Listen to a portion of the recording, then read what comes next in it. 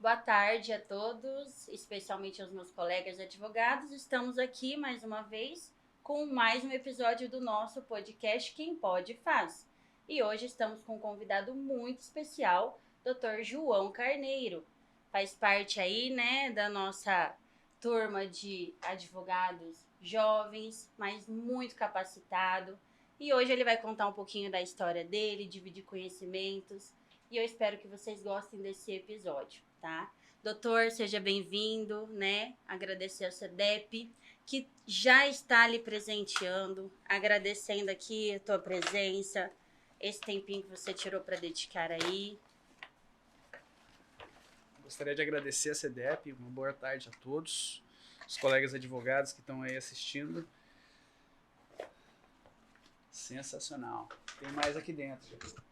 Tem canetinha, Caneta, agendinha. Eu acho, inclusive, CEDEP, que eu deveria ganhar um por episódio. Formar um estoque. Pois é, doutor. Já trocamos uma ideia um pouquinho antes de iniciar, né? Que a tua área aí de atuação hoje, principal, é o direito do consumidor, tá? Nosso público aqui é mais voltado para os nossos colegas advogados. E inicialmente eu gostaria que você contasse aí pra gente um pouquinho dessa sua trajetória, dessa tua caminhada, como ingressou, né? Como escolheu o direito, em especial o direito do consumidor. Vamos lá. Eu ingressei na faculdade em 2014, né, e saí em 2018. O primeiro ano de advocacia foi em 2019. Saio da faculdade como um penalista, sim. Isso por causa da trajetória na faculdade. Todos os estágios foram em direito do penal, né? Então, estagiei em presídio, no presídio feminino Irmã Zorzi. Depois disso, fui para o patronato penitenciário. Olha. E depois, uma delegacia de polícia, 7º DP. Eu fiquei lá por 4 anos no 7º DP. Tanto registrando boletim de ocorrência, como num cartório que se chama TCO, termo circunstanciado de ocorrência, né? Até conversa bastante com a área da doutora, né? De Sim, família. sim. Tínhamos bastante problema lá que não era problema penal, era problema de família, né? E aí, saio da faculdade num escritório que atuava só em penal, que era para grandes operações ali, policiais, do tráfico e tudo mais. Mas assim, por circunstâncias alheias à minha vontade, simplesmente não teve aderência com a área, né? Então acabei sendo levado ali pro contencioso civil. Então fui, e desde então, né, desde ali final de 2019 até hoje, eu estou na área civil, mais especificamente no direito do consumidor, né? Acabei me encontrando ali. Eu sempre digo assim, né? E até a gente estava falando sobre isso, que não somos nós que escolhemos o direito, nem muito menos a área do direito. Quando o direito ele vem como uma missão de vida mesmo, assim, pra gente, né? Um assunto também abordado com a doutora Bruna da outra vez, os caminhos da gente vão se trilhando, né? Você, veja bem, eu não sabia dessa sua trajetória no direito criminal por tanto tempo, né? E hoje passar aí para o direito do consumidor é uma mudança bem brusca, né? Sim, sim, e é algo até de fato, é o cliente que escolhe, né? É uma coisa que você tem que estar aberto ali às possibilidades para ir seguindo o caminho, senão você vai ficar preso ali, né? Insistindo em algo que não é a sua. E assim, eu não sei nem explicar o que de fato aconteceu, mas penal, assim, eu mesmo, sozinho, atendeu, acho que foi um caso só e nunca mais, apesar da experiência e mas tudo eu mais. acho que é isso, eu acho que a profissão ela é atrelada a uma missão de vida. Eu acredito, assim, em propósito e tudo mais, sabe? E o direito do consumidor, como que tem sido essa experiência aí? O direito do consumidor, e eu acabo assim, Eu acho que a maioria das ações para o jovem advogado ali são no âmbito do consumidor. Vamos colocar em regra, né? Eu não sei, aqueles pequenos problemas ali com Energisa, com telefonia, com essas grandes empresas, assim, que às vezes até elas têm um descontrole, né, da prestação de serviço e acabam ocasionando danos ali para as pessoas em geral.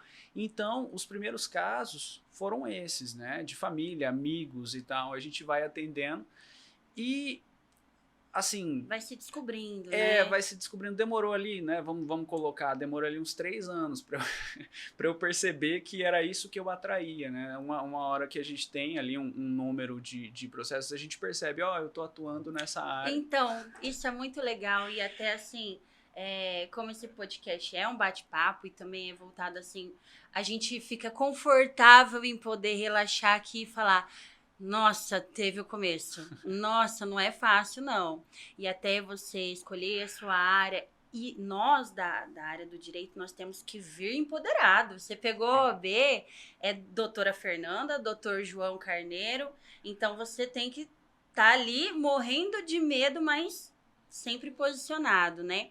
E aí, depois você vai aprendendo, você vai pegando o jeito, você vai vendo o que é, o que não é, né? E a sua área eu acho muito bonita, porque os consumidores são muito vulneráveis, né? São pessoas, assim, vulneráveis, muitas vezes que são submetidas, né, a situações em relacionamentos de bancários, companhias aéreas, enfim, que são os casos mais corriqueiros. Nós temos agora um assunto muito latente da atualidade, que são seguros, plano de saúde, e eu acredito que a sua atuação deve ser direcionado para essas esferas, né? Sim. A maior experiência, assim, vamos dizer, de número de processo e até de conhecimento técnico, né, seria na área de seguros, né? Eu atuei muito tempo num grande escritório que ele era um escritório que ele tinha uma veia trabalhista muito forte e ele pegava ali os clientes e esses clientes tinham determinadas classes de trabalhadores, tem um seguro de vida que cobre acidentes pessoais, né? Então a gente atuava numa carteira especializada de cobrar esses seguros.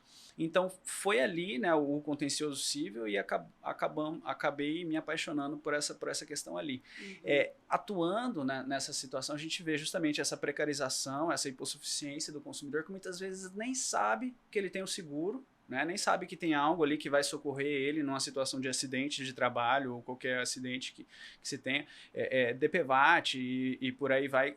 São vários institutos e mecanismos que estão ali atrelados à renda dele, que ele paga anualmente, paga mensalmente, que está ali para ajudar ele e na hora que ele mais precisa, em razão dessa hipossuficiência, em razão dessa... Eu não sei se seria má fé das grandes empresas, dos grandes setores, mas assim, não há, né, essa grande preocupação com esse cliente deles, né? Então, o cara nem sabe, o consumidor nem sabe que tem o seguro, a empresa não se preocupa em informar. Divulgar. E aí vai, né? E por aí vai. Sempre espoliando o consumidor. Então essa questão me toca, né? Esses sistemas, esses setores, grandes setores da economia que vão, né? Companhias aéreas, seguros, planos de saúde, bancos, sempre assim buscam o maior número de clientes possíveis, né? Mas ali acabam pecando às vezes na qualidade e esse pecado na qualidade acaba gerando grandes transtornos na vida das pessoas, né? Até porque antes de sermos advogados, somos consumidores também, Todos né? nós. Então, se nós, hoje, talvez, com um pouco mais de experiência, às vezes a gente até consegue evitar algumas situações, né? Particulares, mas com certeza já passamos por algumas, ou nossos pais, ou parentes. E eu vejo assim, cada área do direito, ela tem seu posicionamento, né, ali. O tributário vai atender de uma forma, o empresarial vai atender de uma forma, o trabalhista vai atender aquelas situações do trabalhador ou do empregador, né? O criminalista, ele vai defender ali os direitos sociais de um preso, ok, né? Nós, civilistas, abrange uma área um pouco maior, mas esse direito do consumidor, são direitos de todos os tipos e classes de pessoas que são atingidas todos os dias, em todas as esferas comerciais, né? Seja na compra de um produto, seja em um investimento. Nós estávamos conversando um pouco antes, né, de iniciarmos aqui, sobre aqueles empréstimos, né, que muitas vezes até a maior vítima disso hoje são os idosos, né? Mas tô lá, de repente, 10 mil reais na minha conta. Ok, vai. E esse empréstimo, normalmente, ele é descontado, né, direto da folha. E aí, o consumidor, na hora que recebe aquela quantia, ele só acha que ele está sendo beneficiado, mas aí ele não se atém, né, ao juro que está pagando e tudo mais. Esse tipo de caso é bem corriqueiro das pessoas virem te procurar? É um caso bem presente no Brasil como um todo. E eu sempre olho assim para os meus pais, né? Meus pais, eles não são idosos nem nada do tipo e já tem uma dificuldade ali em lidar com aplicativo de banco, com celular e tudo mais. Você coloca um pensionista, um aposentado, uma pessoa que recebe o BPC, assim, é claro que é uma condição totalmente distinta do que eu ou a doutora lida, né? Então, assim, a movimentação bancária na minha conta me apita na hora no meu celular, né? Nessas pessoas, então, assim, muitas vezes eu diria até que elas sequer ficam sabendo que o dinheiro caiu na conta, né? Verdade. E mais, essa é uma modalidade, né, de produto financeiro que acaba ali espoliando a população e prejudicando a população. É o empréstimo não solicitado, né? Houve até uma fala recente, semana passada, do deputado federal, o senador, eu não sei o que ele é o Boulos. Ele faz uma fala bem contundente sobre essa conduta dos bancos, que é sistemática, de depositar valores na conta dos pensionistas ou aposentados e depois começar a descontar mensalmente ali o empréstimo. Ele fala de que há necessidade de se criar um projeto de lei para tornar essa conduta, tornar esse empréstimo não solicitado uma amostra grátis. Algo que já é previsto no Código de Defesa do Consumidor, quando se envia algo para o consumidor e ele não solicitou, tem que ser uma amostra grátis, mas que em juízo, defendendo isso em juízo, a gente acaba não conseguindo, né, por parte de uma resistência ali do judiciário, que de certa forma eu até vejo assim, que é conivente com essa conduta por parte dos bancos, né, ou dos correspondentes bancários, mas por parte da estrutura bancária, né. Então, e esse eu diria que é um grande problema no direito do consumidor, que a gente acaba vendo ali o judiciário com essa ausência de recursos, né? Eu diria limitação de recursos, né? Ele tenta barrar ações judiciais ali, né? Da forma como pode, mas ele acaba não pensando assim, olha, eu vou punir as instituições que estão fazendo isso de maneira intensa, né, para impedir que elas façam isso de maneira sistemática. Eles pensam assim, eu vou negar esse direito aqui para desestimular que se entre com esse processo. Né? Fica parecendo algo assim, fica algo assim nesse sentido, sabe? E é daí que surge toda uma jurisprudência defensiva. Ali são coisas que não são previstas em lei e acabam sendo utilizadas como defesa e a gente não sabe se vai acatar, se não vai, às vezes acata, e a gente caminha nessa insegurança jurídica, né? Eu não sei se na área da doutora tem fenômenos assim ou não. Eu acho que é bem menor, né? Bem de menor relevância. O que eu vejo é na esfera trabalhista, que também não é uma área de atuação minha, mas é uma linha muito tênue. Eu já tive contato com todos os tipos do direito, eu já experimentei de todos um pouco para eu ter certeza realmente do que eu gosto ou não gosto. E o trabalhista, sempre que eu tive contato com ele, eu ficava pensando assim, ok, o trabalhador realmente é uma parte vulnerável, tal, tem esse direito, mas poxa, e esse empregador, o que ele paga de imposto, o que ele se esforça para estar ali, para contratar, para ter uma equipe, como é difícil você conseguir profissionais, tal. Então eu sempre pensei dos dois lados.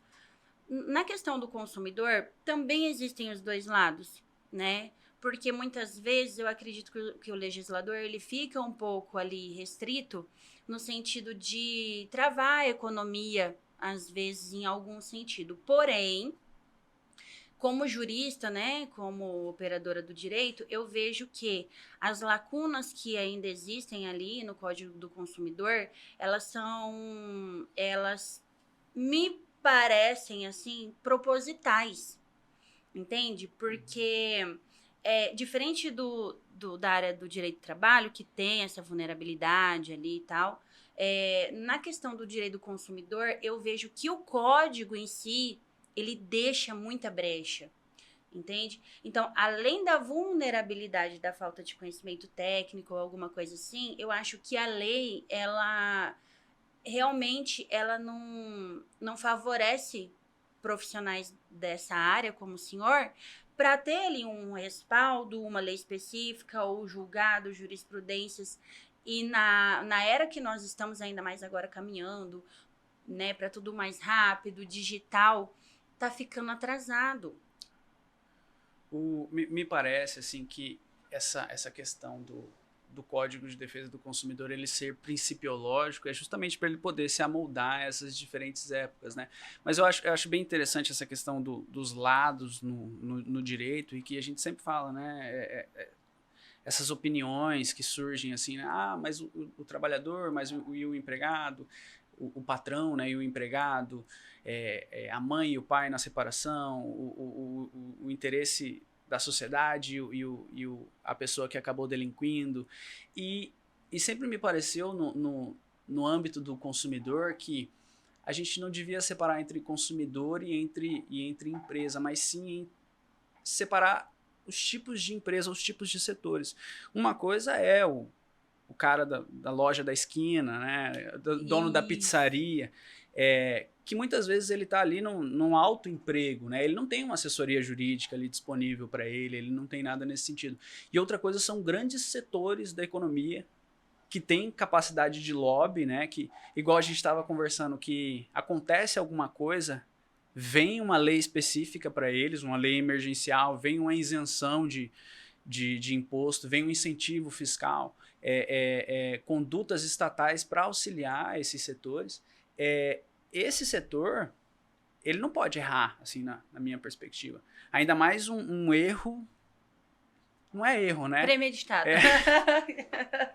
Uma conduta sistemática no Brasil inteiro, que todo mundo sabe o que acontece, se fala no Congresso, se para com isso, né? Se instaura a ações civil pública, inquéritos e tudo mais, e as instituições simplesmente continuam, né? Eu acho que a Parece divisão... até que tem um complô, né? É que o senhor tem um pouco mais de dedo, mas eu já vou falando mesmo. Me parece que a gente lida com esse problema. Eu acho que esse é o grande problema do direito do consumidor. Assim, fica muitas vezes parecendo até que problemas na economia ou qualquer coisa do tipo são culpa do consumidor. Não, o consumidor é quem banca, né? O consumidor é ele que tem que ser bem tratado, tem que ser bem respeitado. E é algo que assim...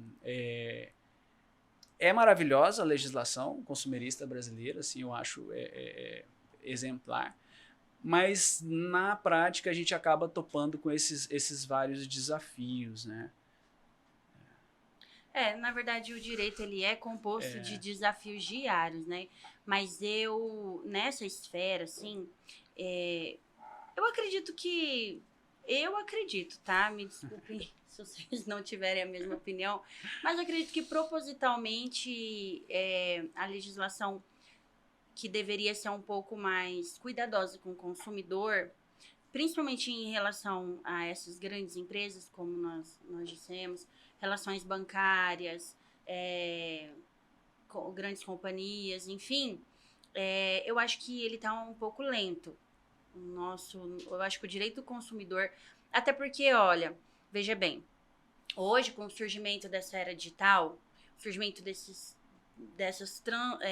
transações digitais, surgimento de novos crimes digitais, nós já não tínhamos respaldo legal, nem mesmo quando você tinha que ir lá na frente do seu gerente, assinar o papelzinho, ler, que está agora. Então, assim, eu acredito que o judiciário ele deveria se movimentar rapidamente para nos proteger como consumidor, né? Porém, como eu já desbocadamente falei, acho que já faz parte do sistema. Acho que já faz parte desse sistema, sabe? E nós, como operadores do direito, estava falando com a doutora Bruna da outra vez, né? Tocando na questão já social dos presos e tudo mais. E hoje nós falamos dessa vulnerabilidade aí. A gente tem que ter isso realmente dentro do nosso coração, assim, para tentar dar o nosso melhor todo dia, né? Cada um cliente seu que você pegar e conseguir ajudar, ou cada boas decisões que a gente for conseguindo, amanhã pode ser um julgado, né? Eu acho que tá na nossa mão, assim, também lutar em prol disso, né? Exatamente, sim. É o dever de todos nós, né? E às vezes, até no âmbito das comissões, assim, eu não sei se a doutora já participou de alguma, mas a gente, no âmbito da comissão da defesa do direito do consumidor, a gente sempre trata disso, assim, esse cuidado para não gerar julgados a nosso desfavor, né? Sim. Então, assim, ter esse cuidado técnico, né? Alinhar a coisa, ver se de fato o consumidor tem o direito, né? Se não houve ali nenhum descuido por parte dele ou coisa nesse sentido. É um cuidado que temos que ter, sim. Doutor, em relação a essas companhias aéreas, sempre tem, assim, corriqueiro, né? Ter atraso, cancelamento, enfim. Já teve alguma situação nesse sentido, assim, que lembra para contar pra gente? Eu tive, logo no início da carreira, assim, até com pouca experiência, eu tive um caso bem interessante, que era um cliente que me procurou e ele estava com a passagem comprada há vários meses, ele era motorista de ônibus, né? Ele estava com uma passagem comprada há vários meses para ir para uma cidade no interior do Nordeste. Então, assim, 2 dias antes da viagem, 3 dias antes, a companhia aérea enviou um e-mail dizendo que o voo dele havia sido cancelado, né? E como ele estava com um casamento marcado, tinha proclamas, tinha tudo assim, a companhia aérea, ela queria fazer o quê? Devolver o dinheiro para ele, o simples reembolso. E não existiam outras passagens para o mesmo local com o mesmo valor ali, né? Seria muito mais caro para ele comprar em cima da hora. Então, como criou-se essa expectativa, comprou passagem e tudo mais, a gente ingressou com um pedido de liminar, né? Pedindo ali a disponibilização da passagem para que ele pudesse viajar, tendo em vista o casamento, com data marcada e tudo mais. Conseguimos, né? E aí, no decorrer do processo, vem a defesa da companhia aérea, e nisso a gente acreditando que era, né, um cancelamento de voo normal e tudo mais, porque na liminar a gente conseguiu a construção trecho a trecho, né? Então, envia o cara para São Paulo, envia para cá, envia para lá, até chegar no local, sob pena de multa. Vem a defesa da companhia aérea, e eu acho até que por um descuido dela, ela alega que teria ocorrido no show dele, né, que ele não teria comparecido. Eis que a gente entra no pesquisa, né, para descobrir como é que faz e tudo mais, a gente descobre um sisteminha da ANAC, que é a Agência Nacional de Aviação Civil, e ela coloca lá todos os históricos de voo, né? Então, assim, você joga o número do voo lá, joga a data dele, o horário dele, e você descobre se o voo ocorreu ou não, se ele atrasou ou não, quantas horas de atraso, se foi cancelado, se não foi, tudo isso você descobre. E com essa informação, né, o sistema oficial da ANAC, é uma plataforma disponibilizada com ela, a gente consegue aí provar que na verdade foi um overbooking, né? E depois, né, com o tempo aí atuando, a gente veio a descobrir que a companhia aérea tem essa conduta de anunciar que é cancelamento, quando na verdade ela vendeu a passagem do consumidor, né? Então, o consumidor compra com antecedência, paga determinado valor e chega próximo, ela se depara com uma demanda maior, com um preço mais elevado.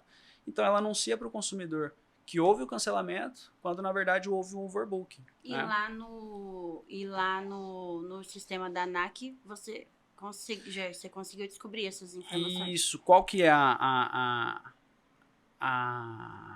interpretação que se tem? Se você tem um documento da companhia aérea anunciando para você que o voo foi cancelado, e você não consegue embarcar por causa disso, e você entra lá e consta que o voo foi realizado, então dá para se concluir que houve um overbooking, né? Ou pelo menos uma preterição de embarque, que se chama na resolução da ANAC. Então, por qual motivo que ela faz isso? É muito mais caro para a companhia aérea quando ocorre o overbooking, justamente porque é uma conduta mais grave, né? Ela está revendendo a tua passagem para outro consumidor. Então, quando ocorre o overbooking, ela tem que te indenizar se forem voos nacionais, 150 direitos especiais de saque, e quando é um voo internacional, 300 direitos especiais de saque. Chama na legislação, fica DES. O que é um direito especial de saque? É um mecanismo criado pelo FMI para que você, enquanto consumidor, possa ser indenizado em qualquer lugar do mundo, né? Então, assim, eles pegam 5 moedas, dólar, ien, euro, as 5 principais moedas, colocam ela por assim dizer, numa bacia, chacoalha e sai de lá um valor, né, que é a média. E esse valor eu acho R$7, vamos colocar assim, mais ou menos R$7. Então pega esses 250 vezes 7, né, e ali vai dar o valor da indenização que o consumidor tem que receber na hora. Na hora. Não precisa de ação judicial, nada. O certo é ele receber na hora.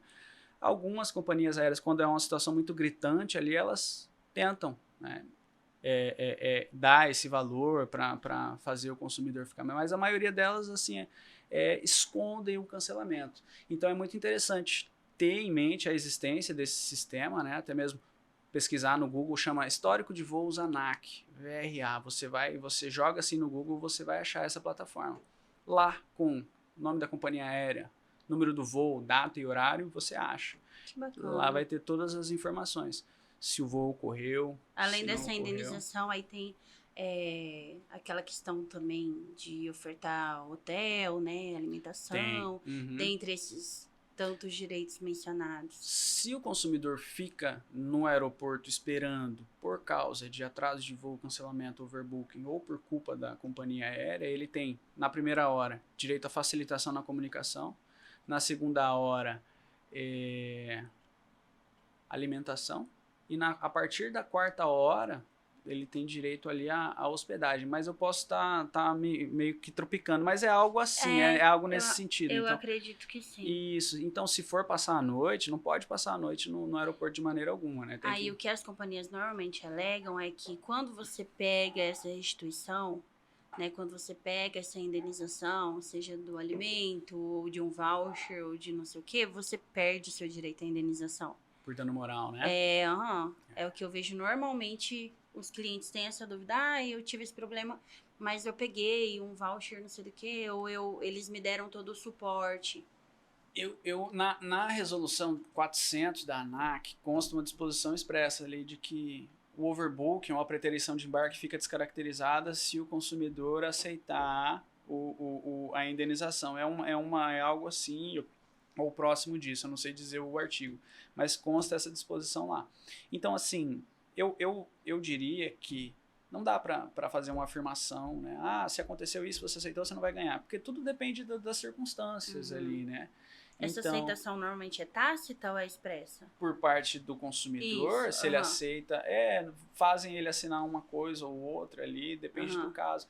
Às vezes, é até um voucher, assim, que eles escrevem, é um pedaço de papel que eles escrevem o nome do restaurante na beirada, assim, né? Você pode ir nesse restaurante, te entregam, assim.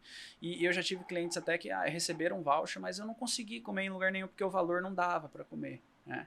Então, eu acho que tudo vai variar de caso a caso, mas assim, se a companhia aérea agiu de boa fé, atendeu todos os direitos ali do consumidor, deu hospedagem, deu alimentação e tudo, até não tem porquê, né, ir em busca de uma indenização por dano moral. Agora, se houve ali um atraso expressivo, ele perdeu um evento, perdeu parte da viagem, perdeu a viagem, né, então eu acho que independentemente do que ela fizer ali para tentar minorar esses danos, há um dano moral, né? Porque, eu não sei a doutora, mas assim, um grande transtorno na vida é viajar, né? A pessoa tem que organizar a vida dela inteira, largar o filho não sei na onde, fazer isso, fazer aquilo e pegar férias, né? Muita gente só pode sair em determinado... Imagina o transtorno que é a pessoa ter um voo cancelado e simplesmente, né? Eu tô com uma cliente assim lá, inclusive no escritório, até bem recente, que eu peguei agora, para entrar em favor da companhia aérea. Ela e o namorado estavam no aeroporto E aí teve esse overbook aí. Ficaram lá, ela filmou, assim, você precisava de ver o tanto de gente. Parece que o voo foi cancelado, foi essa a alegação, né? Que eles fizeram. E de fato, pelo tanto de gente que tinha ali no aeroporto, e aí pra eles, eu não me lembro bem agora a situação, mas eu acho que pra eles conseguirem não sei o que, eles tinham que fazer rapidão, tipo, num prazo de meia hora. E aí a fila era tão grande que não daria tempo pra eles. Então, assim, teoricamente tinha o direito ali disponibilizado, mas era impossível de se conseguir, né, aquilo. Daí eles receberam ali, acho que um voucher alimentação cada um, tal, e a companhia ela só queria disponibilizar outra passagem e não a devolução do dinheiro, né? Então eu tô com essa situação também. E eu vejo que essa questão de passagem ela acontece quase sempre, né? Eu viajei agora tem 2 semanas também para Maceió. E aí até eu acho que o doutor vai ter casos para nos contar aqui. Quando você compra por agência de viagem, Agência de viagem. hotel e o voo. Os pacotes turísticos, né? Isso, Os exatamente. pacotes turísticos e é algo bem grave, acontece bastante, que fica naquele joga pra lá, joga pra cá. Uhum. A companhia aérea fala que não dá pra resolver porque é a agência de turismo e a agência de turismo diz que não é com eles. Mas pegando essa questão específica e isso eu acho que é o que mais acontece, né? A pessoa ou tá com pacote ou tá com a companhia aérea, de chegar lá e acontecer um atraso, um voo, aí a companhia aérea falar assim, ah não, é só o reembolso que eu dou, ou é só outra passagem, ou é só, né? Na verdade ali ela tem que ou reacomodar, ou reembolsar, ou disponibilizar o trajeto por outra modalidade, né, de veículo. E o passageiro que está com pacote de turismo, muitas vezes ali na hora do vamos ver, né, fica sem contato com ninguém. O que aconteceu bastante agora, por causa da pandemia, muitos clientes, eu acho que inclusive é algo presente até agora, porque muita gente simplesmente abandonou, são esses cancelamentos de pacote por causa da pandemia, né? Sim. E veio uma lei emergencial específica para o setor de turismo e uma lei emergencial específica para o setor de aviação civil. E tanto o setor de aviação civil como as agências de turismo acabaram desrespeitando, né, em vários momentos essas leis. Então, tem ali muitas pessoas, muitos clientes que são valores expressivos assim de pacote, né? 7, 12, 18 mil reais ali que simplesmente ficou retido, né? Tanto pelas agências de turismo como pelas companhias aéreas. E é algo interessante, não sei se a doutora já passou por isso, mas a gente acaba tendo bastante cliente que vende agências de turismo que vendem pacotes, né? Muitas pessoas, assim, muitos clientes, eles têm dificuldade em pesquisar, comprar passagem, ou qualquer. Então eles contratam esse intermediário, né? E esse intermediário vai lá e arruma um pacote para eles, é o agente de viagem, né? Então arruma um pacote ou da CVC, ou da Decolar, ou de não sei onde, sempre o mais interessante, ou uma passagem, né? E essa intermediação ali acaba, né, o consumidor acaba ficando a ver navios quando há esse cancelamento. É algo bem trágico. Eu viajei agora, eu fui com uma turma de amigos, né? Família, assim, né? Enfim. Aí metade do pessoal tinha comprado o voo e o hotel de uma agência de viagem. E a outra metade comprou só o hotel da agência e o voo direto da companhia. Um mês antes da viagem, eles mandaram mensagem que aquele voo não iria mais ocorrer, foi cancelado, né? E disponibilizaram a opção de outro voo. Só que o outro voo que nós fomos obrigados a aceitar, você não tem noção. Nós fomos de São Paulo para Brasília, de Brasília para Maceió. E era uma viagem familiar cheia de criança. Então, pensa o transtorno. Virou quantas horas o voo? Olha, eu acho que deu umas 6 horas. 6 horas de voo. Ou até mais. Porque tanto a de ida quanto a de volta aconteceu isso. E pelo mesmo valor da que era uma passagem boa, né? Não, e outra, era no outro dia. Então, eu perdi um dia de resort, né? E aí, enfim, aí tinha gente que tinha comprado no cartão parcelado, então para receber o estorno demoraria. Tinha gente que tinha comprado com... Daí a minha prima e mais um pouco de gente que comprou da agência ainda conseguiu lá um outro voo trocar de viação, né? Saiu da X e foi para Y.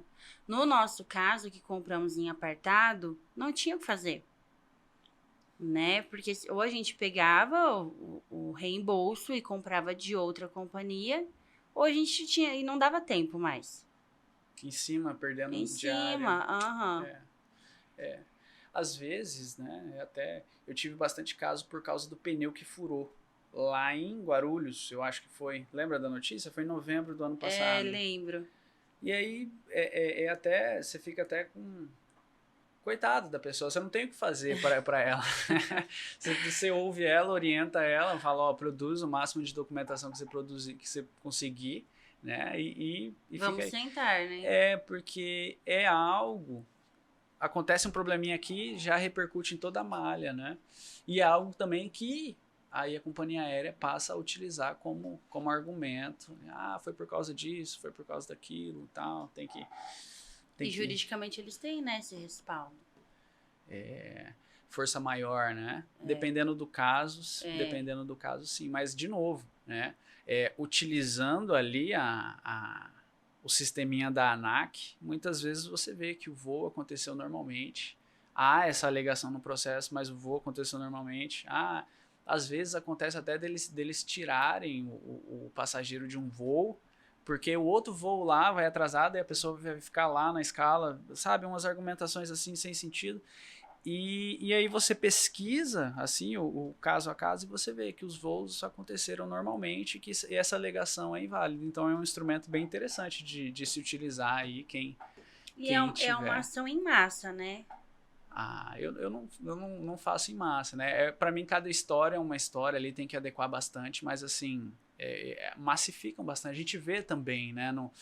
Tem fintechs, né, que a gente sabe que estão à frente de grandes escritórios, mas que elas dão o dinheiro para o consumidor na hora. Então, assim, teve cancelamento de voo, daí o consumidor assina a procuração, envia tudo, né? E eles já depositam dinheiro e o consumidor vende o direito, né? Então, se pesquisar aí agora, cancelamento de voo, vai aparecer uma dessas fintechs, né? Que oferece um dinheiro na hora. Então, com certeza, isso aí gera muitas demandas. Não tem nem contato com o consumidor, deve ser algo assim, né? Simplesmente modelo, né? Só troca o nome e vai. Isso aí é prejudicial, né, para a advocacia do consumidor. É por isso, né, que muitas vezes o judiciário ele coloca obstáculos ali para ajuizar a ação e que nada mais certo. Para equilibrar, exatamente. Uma, por assim dizer, predatória, né, o nome que eles utilizam, advocacia predatória, né? Sim. Então, e nós como advogados vamos convivendo com essas situações, né, e um cliente indica o outro, né? E como a gente volta lá no início da conversa, né? Você vai traçando ali a sua linha de direito, de caminhada, vai aumentando o seu número de processos ali, né? E aí, até falei no outro podcast também, que no meu caso também foi assim, no começo você consegue controlar ali sua clientela e tal, depois você não vive mais sem um CDEP da vida. Não vive sem um mais. Sisteminha. Não vive. E o CDEP, o senhor deve conhecer, eu acho bacana porque nós, como jovens advogados, né, a gente começa muitas vezes assim, é diferente de quem vem de uma linhagem de família, né, assim, que já Família tem segmento jurídico, né? ou de um grande escritório, mas tudo tem seu começo, né? E quando você começa a trilhar esse caminho sozinho, eu encontrei no CDEP, assim, uma família que deu a mão, que eu consigo dormir, porque eu sei que vai sair minhas publicações. No começo, às vezes, você não tem condição de montar um escritório, né? Então, aqui tem o cowork lá, que você pode utilizar as salas. Quando você chega, tem aquele super acolhimento, né? Aqui muito bonita a entrada, né? A recepção, muito o acolhedor. café e tudo. E a assinatura do sistema com o coworking, eu achei sensacional. Maravilhoso. Você tem, se não me engano, 3 horas, dependendo do plano que você aderir ali. Fora a localização, Na estacionamento. frente do fórum. A respeito do sisteminha, né? É assim que a gente chama, né? Eu tive bastante experiência nesse sentido, porque como jovem advogado a gente acaba trabalhando em escritórios, né? Sim. E eu trabalhei em vários tipos de escritório, né? Eu lembro que no primeiro escritório que eu trabalhei, era um advogado já bem antigo, acho que ele devia ter seus 80 e tantos anos, assim, então as publicações eram físicas, né? Entregue lá e mais ficava todo dia alguém abrindo processo por processo para olhar. Eu sempre falo, era bem interessante que ele não mais digitava, né? Ele não dava mais conta de digitar, então ele editava a peça para que a gente escrevesse, assim, era algo bem interessante. Bem fora, né, do comum que a gente encontra em outros escritórios maiores, que já tem toda a estrutura e tudo mais.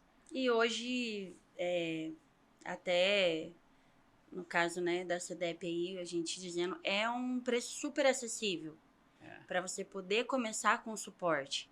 Muitas vezes é importante a gente falar isso, porque além desse podcast estar sendo aí, né, patrocinado pela CDEP e tal, nosso público são os nossos colegas jurídicos, né, doutor?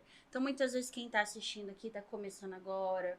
Eu já tive essa dificuldade. Quem me dera se desde o início, né, eu já tivesse tido essa informação, esse conhecimento, essa oportunidade de estar de mãos dadas aqui com a CDEP.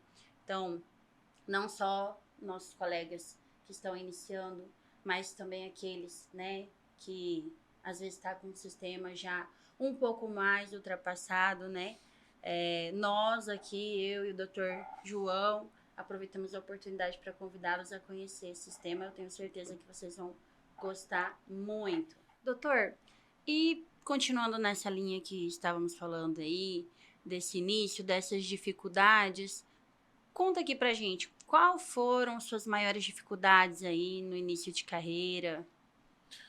Eu diria que a maior dificuldade no início da minha, né, eu acho que cada jovem advogado vai ter um caminho aí, mas hoje, olhando para trás, é a falta de saber o que fazer, assim, para onde caminhar, qual norte ir, qual direção ir.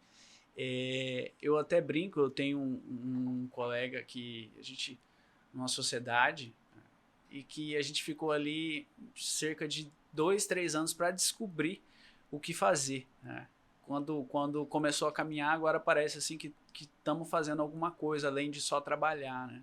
Então, assim, foram esses 2, 3 anos primeiros, assim, da profissão, de trabalhar para o escritório, de aprender, de ver advocacia, assim, mas assim, muito mais petição, construção de tese, acompanhamento de processo. A lida com o cliente veio agora, né, com os nossos clientes, porque trabalhando em outros escritórios nunca tinha ocorrido. Então, assim, eu acho que a minha maior dificuldade, que se pudesse mudar algo, por assim dizer, né, seria assim, ter orientação, ter um mentor ou alguém para falar assim, faz isso aqui não serve e tal. Você trabalhava em grandes escritórios? Eu trabalhei em grande enquanto também. Estagiava? Não, enquanto estagiava, eu só estagiei no setor público. Que foi aquilo que você falou para mim, Isso, no âmbito mais criminal. Eu comecei a estagiar na área privada nos últimos 6 meses de faculdade. Quando eu passei na OAB ali, no 9º semestre, 10º semestre, e já fui procurar um estágio na área privada para sair empregado, né? Porque no setor público a gente sabe que não pode ficar depois que termina a faculdade. Aí, para não ser desempregado, eu fui procurar. Nessa época, eu fiz 2 estágios daí. Aí, eu encontrei esse estágio, especificamente na área penal, né? E acabei me tornando advogado lá, né? Consegui ser estagiário lá por causa de toda a trajetória na delegacia, em presídio e tudo mais. Então, acabei virando estagiário ali e me tornei advogado ali, né? Entendi. E ali foi onde você percebeu que talvez o criminal não era bem o amor da sua vida? Eu diria que pode ser que aconteça esse amor em outro momento, né, da carreira, assim, mas assim, naquele momento não nesse momento de início da advocacia, eu até tenho minhas teorias na cabeça em por que não aconteceu, né, mas eu acho que a gente estar aberto ao caminho mesmo, porque hoje em dia, eu diria até que ia precisar estudar um pouco para voltar a atuar no penal, né? Porque tá bem desatualizado, né? Teve várias alterações de lá para cá nesses últimos 3, 4 anos, né? Teve bastante alteração. Mas é isso. Não foi algo específico que me afastou, nem nada do tipo. Assim, aconteceu, né? Mas dali você já abriu seu próprio Não, escritório? eu trabalhei em 3 escritórios. Eu saí dali, fui para outro ali, daí no outro já era na área civil, assim, algo bem artesanal ali, bem assim, diferente. Os 2 primeiros, assim, eram escritórios pequenos, advogados bem tradicionais, assim, tudo bem diferente, Engessadinho. sabe? Eram eles, assim, o cliente só queria ver eles, e era Aham. aquela figura, né, do advogado, assim. E no terceiro escritório, era um escritório bem grande já, né, assim, bem... Eu vim do interior, né? Então, Ah, assim, o meu conhecimento, as minhas experiências sempre foram nesse perfil de pequeno escritório, onde o cliente quer ver aquele advogado. O contato que eu tive com um grande escritório foi na área pública, quando eu fui procuradora, né? E aí tinha as assessorias jurídicas ali, então eu fiz grandes e ótimas amizades. E alguns deles têm grandes escritórios aqui em Campo Grande. Então eu acabava vir, às vezes, né? A gente acabava vindo para Campo Grande para discutir algum assunto específico ou recorrer a algum contato um pouco maior, que eles já tinham esses caminhos aí, né? Mas eu entendo bem quando o doutor fala de um pequeno escritório um pouco mais engessado. E era algo até que para mim foi um choque quando eu vi pela primeira vez que a gente passa de um pequeno escritório onde o advogado faz tudo, exatamente tudo, o atendimento ao cliente, a peça, a publicação, olha tudo, vai despachar e tal, e para um outro escritório onde é setorizado, né? Ou então o atendimento ao cliente, quem faz é uma equipe, quem toca o processo é outra equipe, tudo é setorizado e inclusive até mesmo assim, separado, né? Daí lá dentro do escritório tem a carteira trabalhista, a carteira previdenciária, a carteira...